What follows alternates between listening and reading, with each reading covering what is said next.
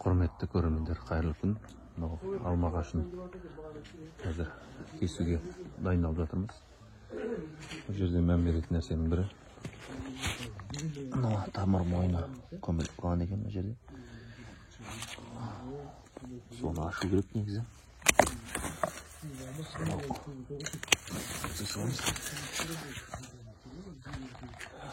Сосын бұл жерде көбісі